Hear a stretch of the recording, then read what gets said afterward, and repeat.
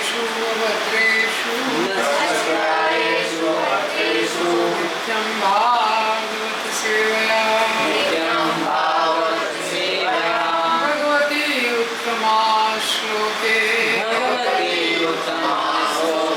भक्तिर्भवति नैष्ठिकी कृष्णाय वासुदेवाय देवकी नंदनाय च नंदगोपकुमाराय गोविन्दाय नमो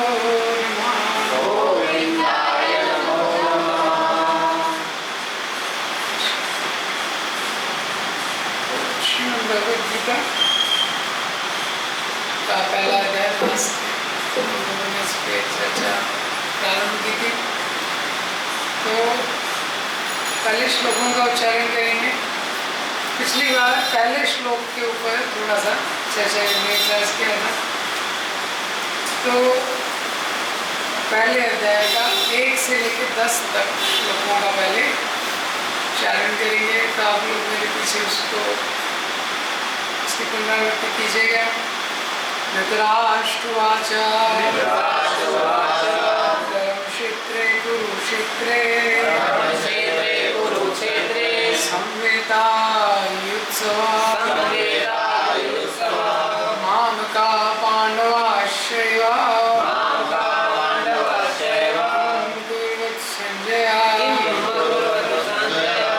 संजय वाच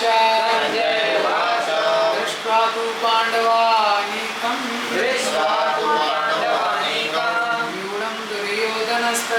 व्यूढं दुर्योधनस्तदा आचार्यम् उपसंगम्य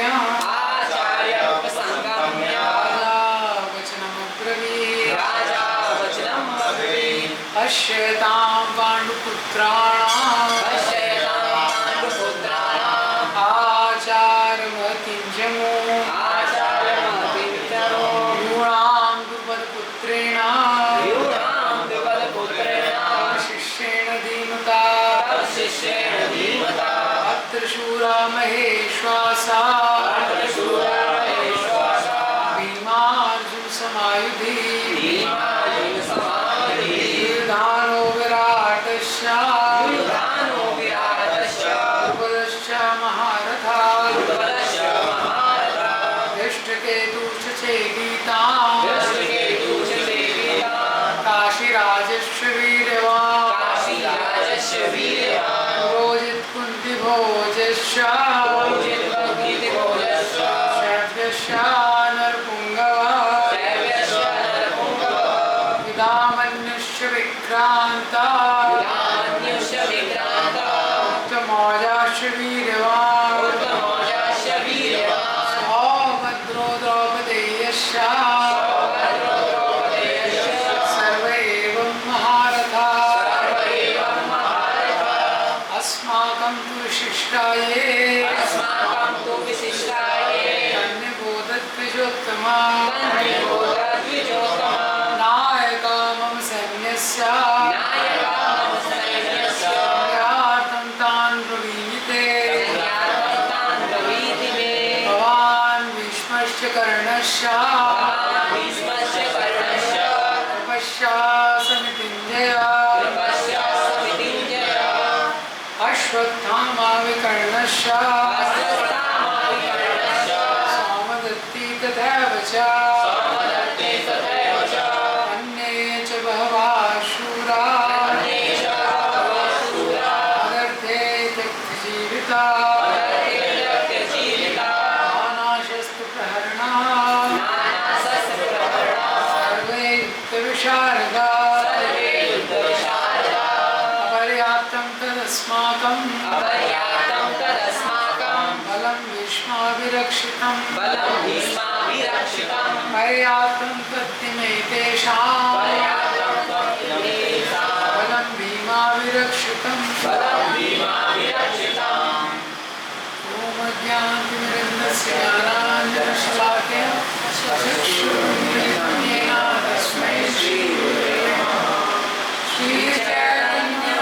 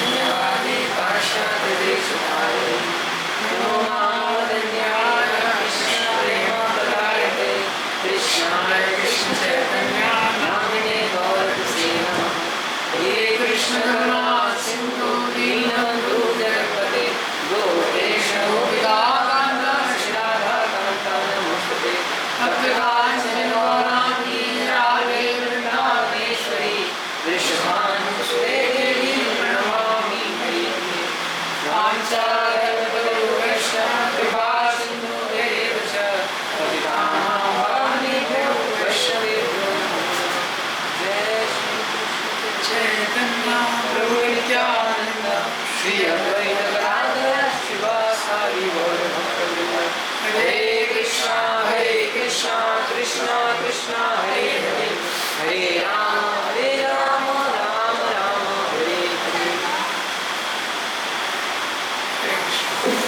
आप लोगों का स्वागत है भगवद गीता के इस सत्र में। पिछली बार भगवद गीता का जो पहला श्लोक है उसके ऊपर थोड़ा सा हमने चर्चा करने का प्रयास किया था। तो श्रीमद् भगवद गीता में 18 अध्याय 700 श्लोक। 700 श्लोक में से कितने श्लोक भगवान कृष्ण ने बोले हैं? 575 श्लोक भगवान कृष्ण। एक श्लोक धृतराष्ट्र ने बोला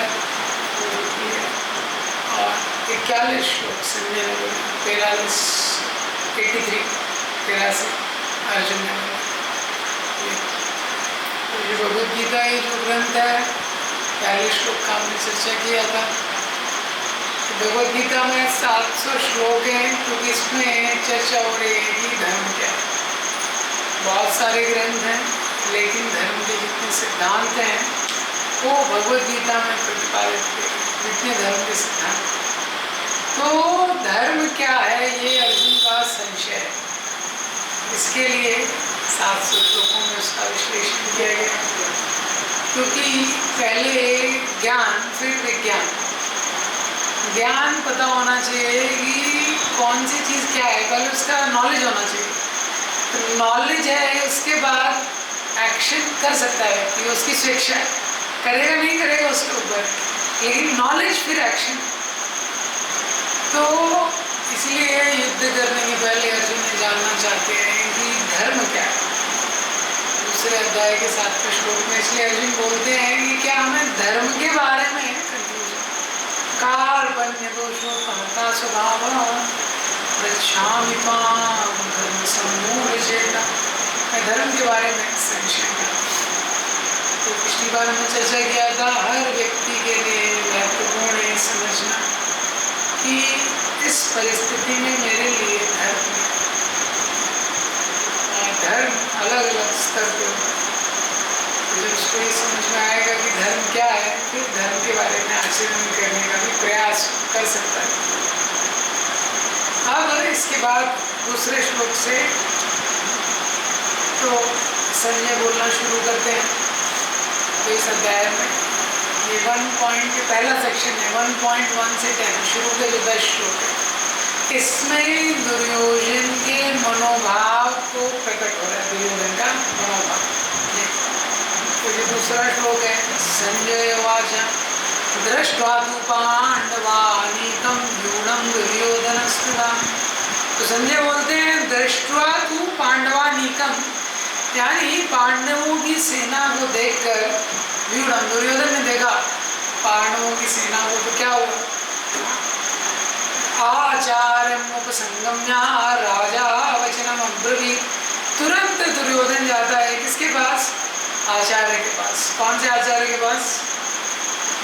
द्रोणाचार्य, सेनापति जो है कौरवों की सेना। कौरवों की सेना में कई सेनापति चाहिए, तो उनके पास जाते हैं क्योंकि वो महत्वपूर्ण भी है, उनके पास जाना वरिष्ठ भी हैं। और दुर्योधन के मन में भय भी है। पांडवों की सेना को जैसे ही दुर्योधन देखता है तो उसके मन में क्या हो जाता है? भय प्रकट हो जाता है। तो आचार्य उपसंग वचनम् अब्रवीत्। दुर्योधन जाता है द्रोणाचार्य के पास और इस प्रकार के शब्दों को बोलता है। क्या बोलता है? पश्यतां पांडुपुत्राणाम् आचार्यं महतीं च मां। तो बोलता है पश्यतां, देखिए आप पांडुपुत्राणां, पांडु के जो पुत्र हैं, देखिए कितनी महान सेना का इन्होंने आयोजन किया। देखिए कितनी महान सेना को संगठित किया। व्यूढां द्रुपदपुत्रेण तव शिष्येण भीमेन। और आपको पता है इसका सेनापति कौन है? दुर्योधन बोलता है द्रोणाचार्य को, ये पांडवों की सेना का सेनापति कौन है? द्रुपद पुत्रेण। वो जो द्रुपद का पुत्र है वही इसका सेनापति। तो दुर्योधन जो है बहुत ज़्यादा पॉलिटिकल है। पॉलिटिकल कूटनीति से भरा हुआ है दुर्योधन के दिमाग। संसार में देखते हैं कि बहुत बुद्धि लगाता है किस समय पे किससे किस प्रकार से बात करना चाहिए जिससे हमारा कार्य सिद्ध हो जाए। तो दुर्योधन बोल रहा है द्रुपद पुत्र है, द्रुपद का पुत्र। डायरेक्टली नाम नहीं ले रहा है धृष्टद्युम्न का, क्योंकि द्रोणाचार्य और द्रुपद का इतिहास है। पहले दोनों मित्र थे, जब गुरुकुल में पढ़ते थे तो दोनों मित्र थे, और मित्रता में द्रुपद ने द्रोणाचार्य को बोला भाई हाँ, मैं कभी भी जरूरत पड़े तो मेरे पास आना, मेरा राज्य तुम्हारा आदर तुमको दे। तो आपको पता है कथा आती है महाभारत, आगे जब वो जाते हैं द्रुपद उनका अपमान कर देते हैं, तो दोनों में मित्रता शत्रुता में परिवर्तित हो जाती है। तो दुर्योधन बोल रहा है देखिए द्रुपद का पुत्र है, तव शिष्येण धीमता, और आपका शिष्य भी। तो द्रोणाचार्य का शिष्य था, द्रोणाचार्य ने ही धृष्टद्युम्न को अस्त्र विद्या सिखाई। तो दुर्योधन बता रहा है कि पहले आपने गलती कर दिया, आपने उसको सिखाया, और देखिए आपके सामने खड़ा है वो युद्ध में। शिष्य का काम होता है गुरु की सेवा करना, वो तो मारने के लिए खड़ा है सामने। तो ये दुर्योधन उसको बताना चाहते हैं। उसके बाद दुर्योधन द्रोणाचार्य को पांडवों की सेना का विश्लेषण करके बता रहे हैं कि इस सेना में कौन कौन महारथी। अत्र शूरामये श्वासा भीमा जुत्समायुधि। अब तो बहुत बड़े बड़े शूरवीर हैं इनकी सेनाओं में। महेश श्वासा, ईश धनुष, महान बहुत महान धनुर्धारी। भीमा अर्जुन समायुधि, भीम और अर्जुन के समान बहुत बड़े बड़े धनुर्धारी हैं। युधानो विराट द्रुपदश्च महारथा। युधानो विराट सात्विकी द्रुपद बहुत बड़े बड़े महारथी। तो अब जो भीम है, भीम पांडवों की सेना के कमांडर नहीं है, लेकिन जब दुर्योधन नाम लेता है पांडवों की सेना में सबसे पहला नाम भीम का लेता है। क्योंकि लाइफ क्या है, लाइफ इज साइकोलॉजिकल। जीवन मन के ऊपर बहुत चलता है। तो दुर्योधन के मन में घुसा हुआ है भीम, क्योंकि भीम बहुत शक्तिशाली थे। तो कोई भी कबड्डी का गेम होता था, कुश्ती का गेम होता था, भीम दुर्योधन को हरा देता। तो भीम ने दुर्योधन को बहुत मार लगाई है बचपन से, तो इसीलिए भीम दुर्योधन के मन में। और भीम ने बहुत कसमें खाई हैं। भीम ने कसम खाई है ये सारे कैसे 100 कौरवों को मैं मारूंगा, तो इसीलिए भीम का नाम पहले ले रहे। हालांकि जो भीम है वो कौरवों की सेना के सेनापति हैं, भीमार्जुन समायुधि। उसके बाद बहुत सारे लोगों का नाम लेते हैं। युधामन्युष्य विक्रांता उत्तमौजस्य वीर्यवान् सुभद्रो द्रौपदेयश्च सर्व एवं महारथा। युधामन्यु है, विक्रांत है, सुभद्रा के पुत्र है अभिमन्यु, द्रौपदी के 5 पुत्र हैं, सब लोग बड़े बड़े महारथी हैं। तो जब पांडवों की सेना का ऐसा विश्लेषण करता है दुर्योधन, तो उसको लगता है कि शायद मैंने ज़्यादा प्रशंसा कर दिया अपोजिट पार्टी का, हमारे लोग डिप्रेस हो जाएंगे ऐसे, तो मुझे थोड़ा बैलेंस करना पड़ेगा, संतुलन। तो द्रोणाचार्य से बोलते हैं अस्माकं तु विशिष्टाये तानि बोधतेजोत्तमम्। तो द्रोणाचार्य से दुर्योधन बोलते हैं अब मैं आपको अपनी सेना के बारे में बताता हूँ, हमारी सेना में कौन कौन। हाँ, भवान भीष्मश्च कर्णश्च कृपश्च समितिञ्जय। तो बोलते हैं द्रोणाचार्य से भगवान आप हैं हमारी सेना में, पहले तो आप हैं। भीष्मश्च भीष्म पितामह है, कर्णश्च कर्ण है, कृपश्च कृपाचार्य, समितिञ्जय, समितिञ्जय मतलब जिसकी युद्ध में हमेशा विजय होती है। तो ऐसे बड़े बड़े महारथी हमारी सेना में। अन्ये चा बहवाशूरा मदर्थे त्यक्त जीवितम्। और दुर्योधन बोलते हैं मैं किस किस का नाम लूंगा भाई, 18 अक्षौणी सेना खड़ी है, 64 करोड़ लोग हैं, अब किसका नाम लोगे? तो बोलते हैं अन्य जा भावा शूरा, और मेरी सेना में बहुत सारे शूरवीर हैं, मदर थे तख्त जीविता, मेरे लिए जीवन देने के लिए तैयार है। नाना शस्त्र प्रहरना, बहुत सारे अस्त्र शस्त्रों को चलाना जानते हैं। सर्वे युद्ध विशारदा, सब के सब युद्ध में महारथी हैं। तो इस प्रकार से दुर्योधन जब विश्लेषण देखा कि हमारी सेना में कौन है, दूसरी सेना में कौन है, तो 9 श्लोकों में दुर्योधन बता रहे हमारी सेना में कौन कौन लोग हैं, दूसरे की सेना में कौन कौन लोग हैं। पूरा विश्लेषण देने के बाद दुर्योधन अपना निष्कर्ष बताता है 10वें श्लोक, अस्माकं तु शिष्टाये अपर्याप्तं तद्दिमेतेषां बलं भीष्माभिरक्षितं, पर्याप्तं तद्दिमेतेषां बलं भीमाभिरक्षितं। दुर्योधन अपना निष्कर्ष बताता है। क्या निष्कर्ष है दुर्योधन का? अपर्याप्तम, हमारी जो सेना है वो असीमित बल है इसके पास। क्यों? बलम भीष्माभिरक्षितम, क्योंकि हमारी सेना के सेनापति कौन है? भीष्म। पर्याप्तम तद्दिमेतेषां, पांडवों की सेना है इसका बल सीमित है। बलम भीमाभिरक्षितम, इनकी सेना भीम के द्वारा रक्षित। तो ये जो श्लोक मैंने बोले भगवद गीता का जो पहला सेक्शन, इसमें इस संसार के एक साधारण व्यक्ति का मनोभाव बताया गया। कैसे इस संसार में कोई व्यक्ति है मटेरियल कैलकुलेशन करता है। जो दुर्योधन है बहुत ही बुद्धिमान है और नीति में, राजनीति में बहुत निपुण है। इस समय पे क्या बोलना है, कैसे बोलना है, सामान्य बात नहीं है। 11 अक्षौणी सेना है कौरवों के पास, उसको उत्साहित करके रखना है, तो कोई साधारण व्यक्ति नहीं कर सकता। आज के दिन में किसी भी मोटिवेशनल स्पीकर के इतने व्यूज भी नहीं होंगे जितने लोग वहाँ खड़े थे।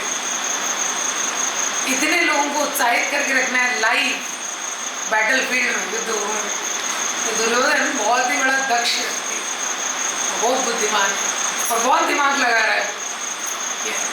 तो बहुत मटेरियल कैलकुलेशन बहुत ध्यान से कर रहा है दुर्योधन कि हमारी सेना में कौन है, दूसरे की सेना में कौन है। अब प्रॉब्लम क्या है, कौरवों की सेना पांडवों से लगभग डबल है। पांडवों की सेना कितनी है? 7 अक्षौणी। कौरवों की सेना कितनी है? 11 अक्षौणी, लगभग डबल। लेकिन कौरवों की सेना में जो मेन लोग हैं वो लड़ तो कौरवों की तरफ से रहे हैं, लेकिन उनका हृदय पांडवों की तरफ है। द्रोणाचार्य का फेवरेट स्टूडेंट कौन है? अर्जुन है, वो दूसरी साइड है। और भीष्म पितामह है, उनको भी सारे पांडव प्रिय है। तो इसीलिए दुर्योधन बड़ा दिमाग लगा रहा है कैसे सबको उत्साहित रखा है। अब लेकिन क्या है, लाइफ साइकोलॉजिकल है। तो भीम तो मेन कमांडर नहीं है, लेकिन भीम का नाम वो पहले लेता है, क्योंकि भीम का भय दुर्योधन के मन में। भीम ने कसम खाई है सारे 100 के 100 कौरवों को मैं ही मारूंगा। गिन गिन के भीम मारते थे रोज संजय बताते थे धृतराष्ट्र को न्यूज वही कन्वे करते थे ना, रोज बताते थे महाराज आज भीम ने 22 लोगों को मारा, 22 पुत्रों को मारा। मुझे बड़ा कष्ट होता धृतराष्ट्र। ओ संजय रोज बताते थे आज 10 पुत्रों को आपको मारा। तो भीष्म ने शपथ ली थी भीम ने। हाँ, दुशासन जब द्रौपदी के केशों को स्पर्श कर रहा था, भीम ने शपथ ली थी कि इसका रक्त पीऊंगा, दुर्योधन की जंगा को तोड़ूंगा। बहुत सारे कसम लिया है भीम ने, हिंदी मूवी के धर्मेंद्र की तरह। तो भीम का भय उसके मन में बसा हुआ है दुर्योधन। तो भीम का नाम पहले ले। दूसरा, पिछली बार मैंने बताया था पांडव धर्म के लिए लड़ रहे, लेकिन जो दुर्योधन है वो राज्य के लिए लड़ रहा है। तो प्रतियोगिता में दोष नहीं है, लेकिन द्वेष नहीं होना चाहिए। द्वेष में दोष है। तो प्रतियोगिता होती है ना, प्रतियोगिता में दोष नहीं है, कंपटीशन। तो प्रतियोगिता तो नेचुरल है, कहीं भी कुछ प्राप्त करना है, ज़्यादा लोग हैं, प्रतियोगिता होगी। लेकिन जब एक दूसरे के प्रति हृदय में द्वेष है तो दोष है। तो इसका बैकग्राउंड कैसा है महाभारत का, कि धृतराष्ट्र ज्येष्ठ थे, लेकिन धृतराष्ट्र अंधे थे, तो वो राजा नहीं बन पाए। धृतराष्ट्र को राजा बनने का बहुत इच्छा थी। पांडु थे, वो अनुज थे, लेकिन पांडु राजा थे। अब धृतराष्ट्र को लगा मैं तो राजा नहीं बन पाया, मेरा पुत्र राजा बनना चाहिए। तो गांधारी जब गर्भवती थी, लेकिन क्या हुआ, उससे पहले कुंती ने जन्म दिया, युधिष्ठिर महाराज को पहले जन्म हुआ। गांधारी गर्भवती थी। उसके बाद आपको पता है गांधारी को भी बड़ा द्वेष होता है कि यार मेरा पुत्र होना चाहिए था, पहले तो ज्येष्ठ होता, अब लेकिन वो लेट हो गया। तो फिर गांधारी ने अपने गर्भ को एक दीवार पे मारा, उसके बाद उसका गर्भपात हुआ। व्यासदेव ने उसको 100 घी के घड़े में रखा, उससे 100 कौरव उत्पन्न हुए। तो जो दुर्योधन था उसके मन में भी राज्य के लिए बड़ा लोभ, माता पिता के संस्कार बच्चों में आ जाते। तो दुर्योधन बचपन से अपने आप को राजा के रूप में देखता है। तो बचपन से उसका यह था कि मुझे ही राजा बनना, बचपन से। अब क्या हुआ, जब पांडु महाराज की मृत्यु हो गई तो सारे ऋषि मुनियों ने, माद्री सती हो गई, सारे ऋषि मुनियों ने कुंती महारानी को बोला कि अभी आपको राजकुमारों का ध्यान रखना है, युधिष्ठिर महाराज आगे चल के राजा बनेंगे, अभी आपका वन में रहना ठीक नहीं, आप वापस हस्तिनापुर में जाइए। तो ऋषि मुनि कुंती महारानी को लेके आते हैं, 5 पुत्रों के साथ हस्तिनापुर में कुंती महारानी आती है। ये अब लेकिन क्या है, वहीं पे दुर्योधन आदि भी रह रहे। तो दुर्योधन को था कि मुझे राजा बनना है। तो दुर्योधन ने बड़ा प्रयास किया कि मैं लोकप्रिय बन जाऊं सबसे, लेकिन युधिष्ठिर महाराज जो थे वो सारे गुणों की खान थे, सारे अच्छे गुण उनमें थे, जो भी है शील संपन्न थे, सर्वगुण संपन्न। तो जैसे ही युधिष्ठिर महाराज का चरित्र लोगों ने देखा, नेचुरली सबके फेवरेट हो गए युधिष्ठिर महाराज। तो दुर्योधन समझ गया इससे प्रतियोगिता करने का कोई मतलब है नहीं, मैं इससे तो मैं सपने में भी इतना इमिटेट भी नहीं कर सकता हूँ। युधिष्ठिर महाराज मतलब इतने शुद्ध व्यक्ति थे, दुर्योधन समझ गया इनकी मैं नकल भी नहीं कर पाऊंगा, ड्रामा भी नहीं कर पाऊंगा। तो वो तो कंपटीशन छोड़ दिया उसने। फिर दुर्योधन को लगा कोई बात नहीं, लोगों का फेवरेट नहीं बन पाऊंगा तो कोई दिक्कत नहीं, लेकिन राजा में शक्ति रहनी चाहिए। क्षत्रिय है, क्षात्र धर्म का पालन करता है, और वो शक्ति रहनी चाहिए, तो मैं सबसे शक्तिशाली बनूंगा। तो उसके लिए दुर्योधन ने बड़ा प्रयास किया। लेकिन क्या है, भीम का स्वभाव था, तो भीम का स्वभाव था टीज करने, क्या बोलते हैं हिंदी में, व्यंग मारने। सबका एक स्वभाव रहता है ना, हृदय के भीम बहुत अच्छे थे, लेकिन व्यंग करते थे। हाँ, और दूसरा थोड़ा उठा पटक बचपन से ही करते रहते। आपको पता है भीम का जब जन्म हुआ था, कुंती महारानी जी थी, हाँ, तो एक बार भीम को लेके पहाड़ के ऊपर कहीं बैठी हुई, तो कुछ तो हो गया, उनकी गोद से थोड़ा उनकी झपकी लग गई, भीम थोड़ा स्लिप हो गए, उनकी गोद से थोड़ा गिर गए, और पहाड़ से गिर गए। कुंती महारानी बड़ी विचलित हो गई। हाँ, तो जहाँ भीम गिरे, थोड़ा नीचे जाए, कुंती महारानी ने देखा जिस चट्टान पे भीम गिरे वो चट्टान चकनाचूर हो गई, जो बालक। तो भीम शुरू से उठा पटक थोड़ा करना, कोई भी गेम होता था उसके बाद हाँ, दुर्योधन को थोड़ा पटक के गिराते रहते, मारते रहते। तो दुर्योधन के मन में था, तो राजा हूँ, मैं राजा हूँ, ये मेरी बेइज्जती करते रहते, कभी तालाब में फेंक देते तो उसको उठा के। तो दुर्योधन के मन में द्वेष शुरू से, तो पहले शरारत करता था दुर्योधन, फिर षड्यंत्र करने लगा। पहले शरारत करता था, बच्चे शरारत करते, अब क्या है, दुर्योधन लेकिन षड्यंत्र करने लगा। सबसे पहला षड्यंत्र किया दुर्योधन ने, क्या किया कि भीम को पॉइजन, भीम को विष। हाँ, तो खीर में भीम खाने के बड़े शौकीन, प्रसादम के लिए कभी मना नहीं करते, तो खीर में विष डाल के दे दिया। तो ऐसे और भी बहुत सारी योजनाएं दुर्योधन ने की, लेकिन सार क्या है, कोई भी योजना दुर्योधन की सफल नहीं हुई। राखे कृष्ण मारे कृष्ण राखे। दुर्योधन की योजनाएं बहुत बुद्धिमान, बहुत इंटेलिजेंट प्लानिंग थी, लेकिन भगवान का आशीर्वाद नहीं। और एक तो योजना सफल नहीं होती थी और उल्टा हो जाता था। तो भीम को विष दिया और नीचे गए, आशीर्वाद प्राप्त करके आ गए, 10,000 हाथियों का बल आ गया और शक्तिशाली हो। तो दुर्योधन के मन में बड़ा दुख। तो दुर्योधन यहाँ कैलकुलेशन कर रहा है, फाइनली युद्ध आ गया। तो पांडवों की सेना को गिनती करता है, सबसे पहले भीम को गिनता है, जबकि भीम कमांडर नहीं है। हाँ, अपनी सेना को गिनती करता है तो कर्ण का नाम लेता है, जबकि कर्ण युद्ध भूमि में नहीं है। कर्ण युद्ध भूमि में है ही नहीं, क्योंकि कर्ण ने संकल्प लिया था, जब तक भीष्म है तब तक मैं युद्ध भूमि में नहीं आऊंगा। तो कर्ण युद्ध भूमि में नहीं है, लेकिन दुर्योधन के मन में है। तो युद्ध भूमि में नहीं है, तभी भी जो उसके मन में है तो उसको काउंट करें। और दुर्योधन इस निष्कर्ष पे भी आ जाता है कि हम लोग निश्चित रूप से विजयी होंगे, क्योंकि हमारे कमांडर इन चीफ भीष्म। इस पूरे भगवत गीता के शुरू के 2 श्लोकों में सबसे बड़ा गलती दुर्योधन क्या करता है, भगवान कृष्ण को काउंट भी नहीं करता है।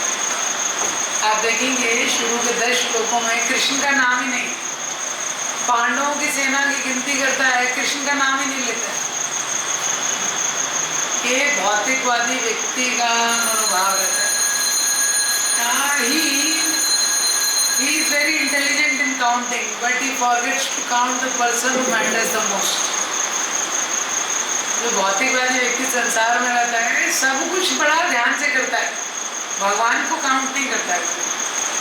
दुर्योधन इतने ध्यान से एक एक व्यक्ति को काउंट कर रहा है, लेकिन भगवान को उसने काउंट भी नहीं किया। भगवान को काउंट ही नहीं किया। ऐसा तो ये कैलकुलेशन में बहुत बड़ा मिस्टेक हो गया दुर्योधन के। कैसे मिस्टेक हो गया? दुर्योधन ने जो निष्कर्ष निकाला, भगवान को साइड में रख के निकाला। तो दुर्योधन का निष्कर्ष, अगर भगवान कृष्ण पांडवों की सेना में नहीं है, तब तो उसका निष्कर्ष सही है। क्यों सही है? क्योंकि भीष्म पितामह इतने शक्तिशाली हैं, भीष्म पितामह, उनके सामने अर्जुन कुछ भी नहीं। ऐसा अलग अलग जगह बताया गया है, Arjun is not even a fig in front of Bhishma. वो भीष्म पितामह के सामने अर्जुन तुच्छ है, और भीष्म पितामह अकेले सारे पांडवों की सेना का संहार कर सकते। कितना शक्ति भीष्म पितामह के पास है। तो भीष्म पितामह तो काउंट करके दुर्योधन निष्कर्ष लगाया। तो लेकिन क्योंकि पांडवों की सेना में कृष्ण भी है, पांडवों की सेना में कृष्ण है, तो अगर कृष्ण को काउंट करेंगे तो भीष्म पितामह क्या पूरी कौरवों की सेना कुछ भी नहीं कर सकती। कृष्ण को तो काउंटिंग में मिस्टेक हो गई दुर्योधन को। इस संसार में कोई व्यक्ति रहता है, हम देखते हैं हम अपने जीवन में सारी चीजें हैं, काउंट करते हैं, भगवान को काउंट नहीं करते अपने जीवन में। व्यक्ति किसके ऊपर काउंट करता है? कितना धन है उसके पास, कितनी शक्ति है उसके पास, कितने कॉन्टैक्ट्स हैं, कितने लोगों को जानता है, कितने लोगों से संपर्क है, ये सबको काउंट करता है। भगवान को काउंट नहीं करता है। लेकिन ये सारे कॉन्टैक्ट ये सब फेल हो जाते हैं जब वास्तव में समस्या आती है। जैसे द्रौपदी के जीवन में जब वास्तविक समस्या आई, किसने मदद किया? उसके 5 पति हैं, उससे उस सभा में भीष्म है, उसमें द्रोण है, सारे लोग बैठे, कोई मदद नहीं करता। अग्रे कुरुणां मत पांडवानां दुशासनेन ऋतवस्त्रकेशा। उस बड़ी सभा में दुशासन ऋतवस्त्रकेशा द्रौपदी के केशों को खींचते हुए लेके आते। किसी स्त्री के साथ राज्यसभा में ऐसा अपमान हो रहा है। और उस सभा में अग्रे कुरुनाम, सारे कुरुवंश के वयोवृद्ध लोग बैठे, वरिष्ठ लोग बैठे, अथ पांडवाना, और एक पति नहीं है द्रौपदी का, 5 पति, और वो पति भी साधारण पति नहीं है। गांडीवधारी अर्जुन है, 10,000 हाथियों का बल रखने वाले भीम है, धर्मराज युधिष्ठिर। उस सभा में द्रौपदी का ऐसा अपमान हो रहा है। द्रौपदी सबके पास जाती है, भीष्म के साथ जाती है, द्रोण के पास जाती है, सबसे याचना करती है, कोई नहीं बचा पाता है। आक्रोश कृष्णानन्य भक्तम गोविंद दामोदर माधवेति। फिर द्रौपदी अपने दोनों हाथ ऊपर उठा के भगवान ने मांग लेती है, गोविंद दामोदर माधवेति। तो तब उस सभा में भगवान आते हैं और द्रौपदी की रक्षा करते हैं। दुर्योधन सब कुछ कर रहा है, सब लोगों को उसने काउंट किया, लेकिन भगवान को काउंट नहीं किया। जैसे संसार में साधारण व्यक्ति भी सब कुछ काउंट करता है, लेकिन भगवान को काउंट नहीं करता। भगवान के लिए इंडिया में हम लोग कितना समय निकालते हैं, कितना समय भगवान के लिए निकालते, बहुत कम निकालते। अब जैसे आरती हो रही है, हर घर में थोड़ा आरती, इंडिया कोई धार्मिक व्यक्ति है तो थोड़ा समय निकाल ले, 10 मिनट, 15 मिनट, 20 मिनट। 20 मिनट कोई भगवान के लिए निकालता है, मन में सोचता है मैं ओवर टाइम कर रहा हूँ। भगवान के लिए 20 मिनट निकाल रहा हूँ, मैं ओवर टाइम कर रहा हूँ। 15 घंटे वो नौकरी करता है, उसको नहीं लगता है कि ओवर टाइम कर रहा हूँ, लेकिन 20 मिनट भगवान के आगे खड़ा हो गया तो उसको लगता है मैं ओवर टाइम कर रहा हूँ। तो ये साधारण कोई व्यक्ति है तो उसकी मानसिकता है। इसलिए शास्त्रों में 4 सिद्धांत बताए गए। क्या बताया गया है? Look behind and thank Krishna. हर व्यक्ति को अपने जीवन में देखना चाहिए, भूतकाल में भगवान ने कितनी सारी चीजों का आयोजन किया, तभी हम आज जीवित हैं। भगवान ने इतने सारी चीजों का आयोजन किया, तब जीवन चल रहा है। भगवान की इतनी कृपा हुई है, तो भूतकाल में देख के भगवान को धन्यवाद अर्पण करना चाहिए। Look behind and thank Krishna. हाँ, तो कई बार जीवन में जब जो परिस्थिति आती है उस समय समझ नहीं आता, लेकिन आगे जाते हैं तो समझ में आता है वो क्यों हुआ था पीछे। हाँ, जैसे एम्ब्रॉयडर्ड क्लोथ रहता है, तो पीछे से देखेंगे तो कुछ समझ नहीं आता, सारे धागे उलझे हुए रहते हैं, लेकिन ऊपर से देखेंगे तो उसमें जो चित्र है वो आपको समझ आएगा। Look behind and thank Krishna, look ahead and trust Krishna. इसी तरह जिंदगी में आगे हमको भगवान पे विश्वास रख के कदम बढ़ाना चाहिए। आगे अगर जीवन में देखना है तो भगवान पे विश्वास के साथ। जैसे अर्जुन और दुर्योधन दोनों गए भगवान के पास युद्ध के पहले, तो भगवान ने अर्जुन को बोला तुम छोटे हो, तुमको मैंने पहले देखा है, तुम्हारा हक पहले मांगो, लेकिन शर्त यह है मैं एक तरफ रहूंगा, मेरी नारायणी सेना दूसरी तरफ। दूसरा, मैं युद्ध में अस्त्र नहीं उठाऊंगा। देखिए अभी युद्ध करने वाले भगवान मेन युद्ध में ही बोल रहे हैं मैं अस्त्र नहीं उठाऊंगा। हाँ, भगवान गीता में बोलते हैं धर्म संस्थापनार्थाय संभवामि युगे युगे। धर्म की स्थापना करने के लिए आध्यात्मिक जगत से यहाँ आता हूँ, और ये मेन धर्म युद्ध होने वाला है। भगवान बोल रहे हैं मैं अस्त्र नहीं उठाऊँ। क्यों? क्योंकि भगवान चाहते हैं कि भगवान के भक्त भगवान के मिशन की जिम्मेदारी लें। ये जो भगवान का सिद्धांत है, ये जो धर्म का प्रचार है, किसकी जिम्मेदारी है? किसकी जिम्मेदारी? भगवान बोले हैं कि मैं धर्म की स्थापना के लिए आध्यात्मिक जगत से यहाँ पे आता हूँ, लेकिन जो धर्म युद्ध हो रहा है कुरुक्षेत्र में, उसमें भगवान ने क्या शर्त रखी है मैं अस्त्र नहीं उठाऊँ। अरे भाई जो मेन युद्ध है आपका, उसमें आप अस्त्र नहीं उठा रहे, और मेरी सेना भी दूसरी तरफ। भगवान की अपेक्षा है हमसे, आपसे, कि हम लोग भगवान के संदेश के प्रचार में अपना योगदान करें, अपनी जिम्मेदारी करें, और भगवान पूरा सपोर्ट करेंगे। क्योंकि हम लोग वैसे कुछ नहीं कर सकते हैं, लेकिन हम प्रयास करते हैं, भगवान की कृपा होती है। छोटा बच्चा होता है, चलने का प्रयास करता है, बार बार गिरता है, हाँ, लेकिन उसके पिता उसके साथ में रहते हैं उंगली पकड़ने के लिए। ऐसे भगवान हमारे साथ हैं, लेकिन हमको प्रयास करना है। तो ट्रस्ट कृष्णा। तो अर्जुन ने एक क्षण का भी समय नहीं लिया, एक सेकंड का। अर्जुन ने ऐसा नहीं बोला अरे भगवान आपने कंडीशन पहले बताई नहीं, मैं थोड़ा चेक कर लेता हूँ युधिष्ठिर महाराज से, आपको लेना है कि अभी सेना को लेना है, थोड़ा एक मीटिंग कर लेता हूँ, फोन और फ्रेंड कर लेता हूँ, 50-50 का लाइफ लाइन यूज कर लेता हूँ। तुरंत अर्जुन ने बोला मुझे तो केवल आप चाहिए। Look ahead and trust Krishna. जीवन में भगवान में विश्वास करके कदम बढ़ाया जाता है, विश्वास करके। द्रौपदी ने भगवान पर विश्वास किया, उत्तरा के ऊपर ब्रह्मास्त्र छोड़ा गया। हाँ, जब ब्रह्मास्त्र छोड़ा, उत्तरा किसके पास आई?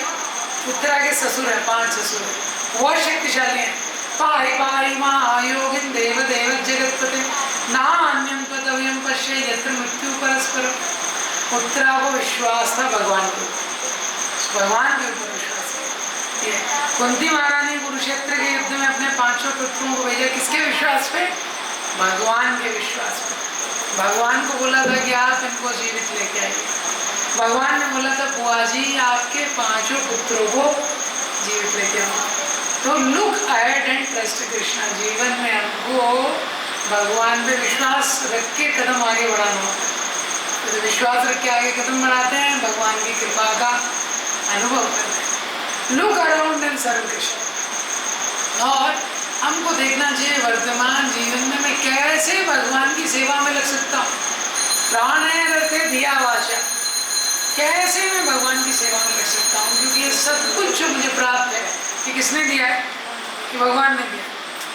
ये सब कुछ भगवान की कृपा से ये आंखें देख सकती हैं, ये कान सुन सकते हैं, भगवान की कृपा से ये शक्ति का प्राणवायु का संचार होता है। तो भगवान की कृपा है, इसीलिए जीव जीवित है। तो भगवान अपनी कृपा को लेश मात्र के लिए बैठाते हैं, मर जाएगा। व्यक्ति को सोचना चाहिए कि कैसे मैं भगवान की सेवा कर सकता हूँ। Look around and serve Krishna. उसको अपने आजू बाजू देखना चाहिए, मैं कैसे भगवान की सेवा में लग सकता हूँ। हाँ, look with in and mind Krishna, तो वो भगवान का अपने जीवन में अनुभव कर सकता है। तो दुर्योधन की तरह जो भी व्यक्ति मटेरियल कैलकुलेशन करता है उसको बाद में बहुत रोना पड़ता है। अभी यहीं का उदाहरण है, नाम तो नहीं लूँगा मैं, लेकिन यहीं पे यहाँ के एक व्यक्ति हैं, तो मिला था, गोरखपुर के व्यक्ति हैं, तो बैंगलोर के कहीं पे शिफ्ट सेटल हो गए, वहाँ पे उनका बहुत बड़ा बिजनेस है, कई करोड़ों का उनका संपत्ति है। वहाँ पे भी बड़ा बिजनेस है, यहाँ पे भी बहुत संपत्ति है। अब लेकिन धर्म में रुचि नहीं है। 2 पुत्र हैं, पुत्रों ने पढ़ाई की नहीं, भौतिक पढ़ाई भी नहीं की है और आध्यात्मिक भी नहीं की है, तो गुणों से भी विहीन है और डिग्री से भी विहीन है, और सारे दुष्कृत्यों में लगे हुए हैं। और उनकी बहुत सारी प्रॉपर्टी यहाँ पे बना के रखी है। हाँ, कुछ प्रॉपर्टी यहाँ पे उनकी, कुछ गोरखपुर में यहाँ पे, कुछ वहाँ पे। अब वो बैंकॉक से भी नहीं आ सकते, वहाँ भी थोड़ा बिजनेस चल रहा है।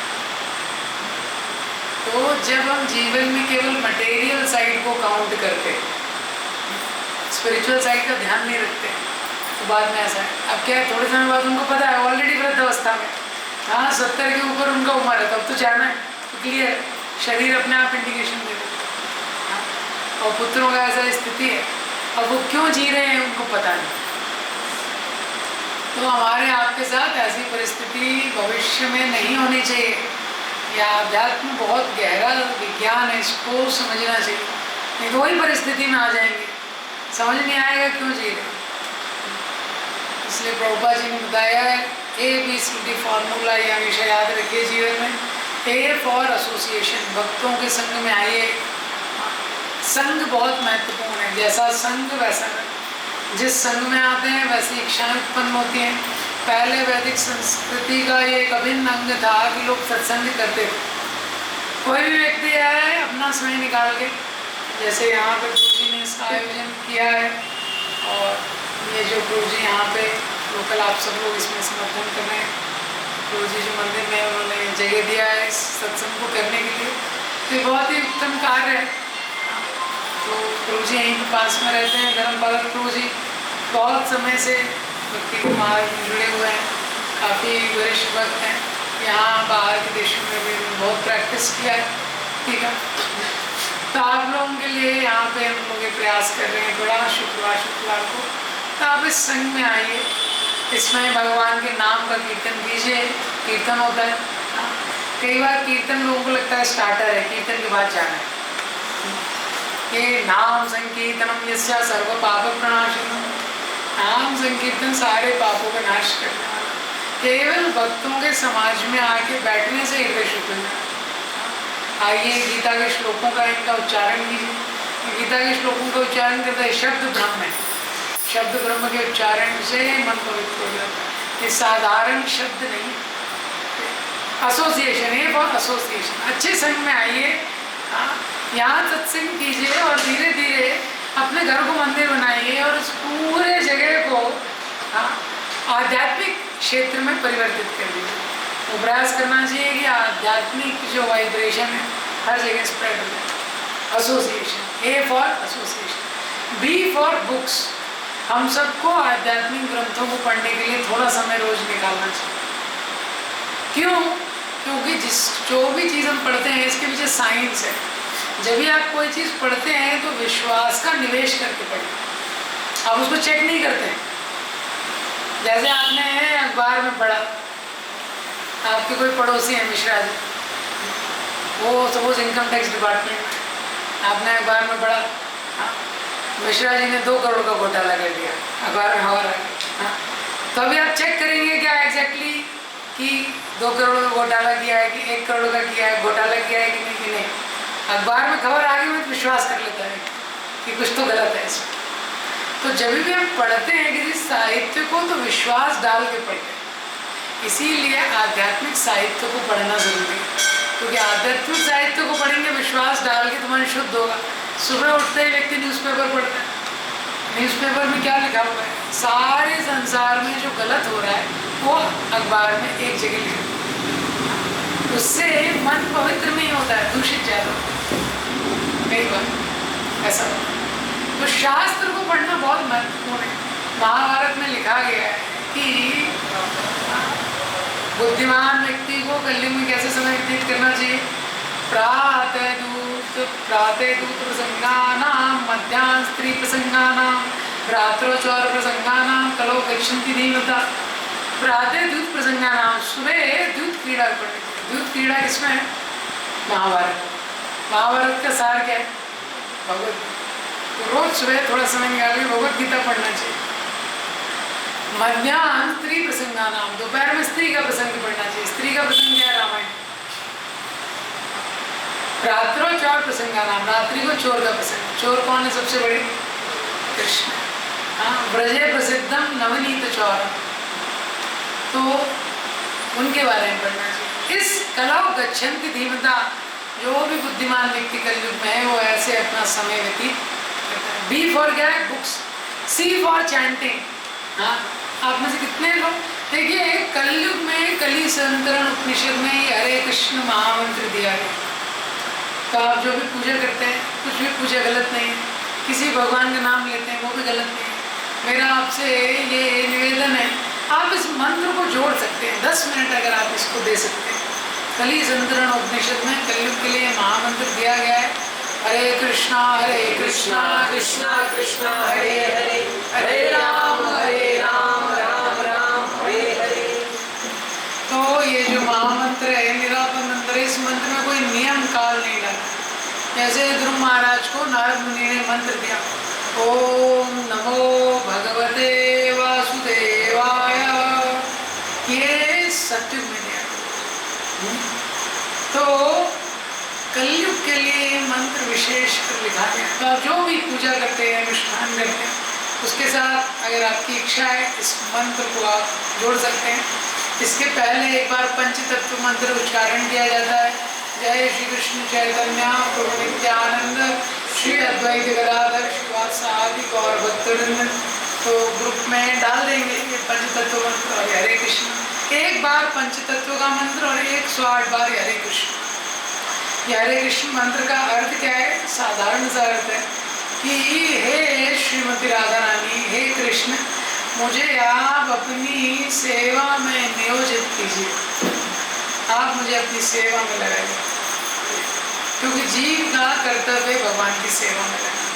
तो 108 बार तो सी फॉर चैंटिंग। कल्ली काले नाम रूपे कृष्ण अवतार। कलयुग में नाम में भगवान ने सारी शक्ति डाल दी है। नाम अकारी बहुधा निज सर्वशक्ति, अपनी सारी शक्तियों का निवेश कर दिया भगवान ने इस नाम में। तो जो नाम का उच्चारण करेंगे यहाँ पे, जैसे हरिनाम संकीर्तन करते हैं, घर पे आप लोग माला पे नाम जप कर सकते हैं। एक माला से स्टार्ट कर सकते हैं। एक माला करने में आपको 8 से 10 मिनट लगेगा। इसका सिद्धांत है, इसकी प्रक्रिया क्या है कि आपको एक बार पंचतत्व मंत्र का उच्चारण करना है। जय श्री कृष्ण चैतन्य प्रभु नित्यानंद श्री अद्वैत गदाधर श्रीवासादि गौर भक्तवृंद। तो इधर काट दो। और उसके बाद 108 बार आपको हरे कृष्ण मंत्र का उच्चारण करना है। हरे कृष्ण कृष्ण कृष्ण हरे हरे, हरे राम राम राम हरे। इसको बोल के सुनना है। हाँ, आपको उतनी गति से करना है कि आप उसको बोल के सुन पाए। हाँ, हरे कृष्ण कृष्ण कृष्ण हरे हरे, हरे राम राम राम हरे, हरे कृष्ण कृष्ण कृष्ण हरे, हरे राम राम हरे, हरे कृष्ण कृष्ण कृष्ण हरे, हरे राम राम हरे। तो इसको बोलते हैं सी फॉर चैंटिंग और डी फॉर डाइट। डाइट मतलब कृष्ण प्रसाद। तो जहाँ में कोई भी व्यक्ति गृहस्थ में बहुत महत्वपूर्ण है उसके लिए भगवान को भोग लगा के अन्न ग्रहण करना। अन्न के में भी पाप रहता है। कोई व्यक्ति नॉनवेज खा रहा है तो निश्चित रूप से पाप कर रहा है, कोई वेज खा रहा है वो भी पाप कर रहा है। पता होना चाहिए हमको ये सिद्धांत। वेज भी पाप कर रहा है क्योंकि पौधों में भी जीवन रहता है। तो जब हम भगवान को अर्पण करते हैं तो भगवान उसमें से पाप को निकाल लेते हैं। भगवद गीता 3.13 में बताया गया है साइंस, शिष्टासिनासंतो मुच्यन्ते सर्वकिल्बिषं भुञ्जन्ते ते त्वगं पापं ये पचन्ति आत्मकारणात्। कि यज्ञ शिष्टासिनासन, भगवान को अर्पण करके उसको लेना चाहिए। तो जब हम भोजन बनाते हैं उसके बाद प्रेम से भगवान को अर्पण करते हैं, भगवान उसमें से पाप को निकाल लेते हैं और अपनी कृपा को उसमें डाल देते हैं। हिंदी में ये कहावत है, जैसा खाएं अन्न वैसा बने मन। इसके पीछे बहुत बड़ा विज्ञान है। हाँ, अगर आप अपने घर में भोग लगाएंगे, 1 महीने आप इसको ट्राई कीजिए। अगर आप विधि पूर्वक भोग लगाते हैं, हाँ, प्रभु जी से आप पूछ सकते हैं, ये बाद में आपको बता देंगे कैसे भोग लगाने की प्रक्रिया होती है। आप अपने घर में देखेंगे आपके घर में शांति, झगड़े अपने आप झगड़े कम होने लगेंगे, अपने आप एक वातावरण चेंज होने लगेगा। क्यों? क्योंकि आहार बहुत मैटर करता है जो आप खा रहे हैं। आहार से क्या है, चेतना बनती है। हाँ, तो हम लोग कुछ भी खाते हैं भगवान को बिना अर्पण किए खाते हैं तो उसमें दोष लगता है। तो प्रयास कर सकते हैं ABCD। A फॉर एसोसिएशन, संघ में रहिए। एटलीस्ट संघ में आप लोग यहाँ पे आ सकते हैं शुक्रवार को। तो प्रभु जी यहाँ पे हैं, प्रोग्राम होगा, कीर्तन होगा। मैं भी कभी आने का, मैं भी आते रहूँगा बीच में। और प्रभु जी भी हैं तो आप लोग गीता की यहाँ पे चर्चा कर सकते हैं। B for books. हाँ, ये आध्यात्मिक ग्रंथों को पढ़ने के लिए समय निकालिए अपने जीवन में, वो बहुत मदद करेगा। ये जो हैबिट है कि आपको समय के साथ पता चलेगा कि ये आपके लिए बहुत लाइफ चेंजिंग है। C फॉर चैंटिंग, तो भगवान के नाम का जप कीजिए। तो जो भी आप कर रहे हैं, अगर आपकी इच्छा है तो उसके साथ हरे कृष्ण महामंत्र की 1 माला का जप कर सकते हैं। ये आपको बहुत। D फॉर डाइट, जो भी भोजन आप कर रहे हैं घर में, भगवान को भोग लगा के उस भोजन को ग्रहण कीजिए। उससे आपकी चेतना, घर वालों की चेतना, वो क्या है, बहुत शुद्ध हो। ग्रंथराज गीता श्री प्रभुपाद।